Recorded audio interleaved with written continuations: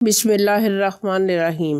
السلام علیکم۔ انار دانے والے کھٹے بینگن ایک عدد، اس کو اس طرح کاٹے تاکہ اس کے اندر مسالہ بھرا جائے۔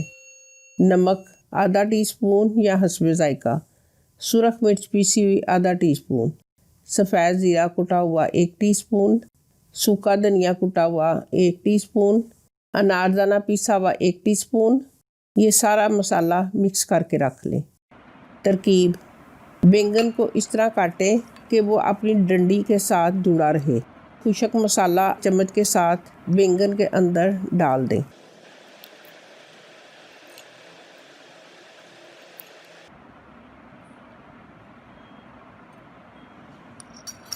اب پین میں 1 ٹیبل سپون آئل ڈال لیں۔ یہ بینگن اس کے اندر رکھ دیں اور ڈھکن دے دیں۔ آگ ہلکی ہونی چاہیے، اس میں بھی پانی نہیں ڈالنا۔ اب تھوڑی دیر بعد اس کو پلٹ دیں۔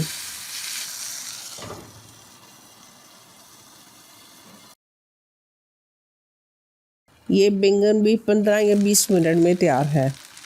میں نے دونوں طرح کے بینگن بنائے ہیں۔ آپ چاہے دونوں طرح کے بینگن بنائیں یا ایک طرح کے بینگن بنائیں۔ یہ ابلے چاولوں کے ساتھ بہت مزے کے ہوتے ہیں۔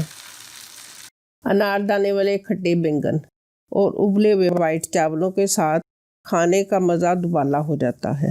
یہ پکائیں، کھائیں اور ہمیں دعاؤں میں یاد رکھیں۔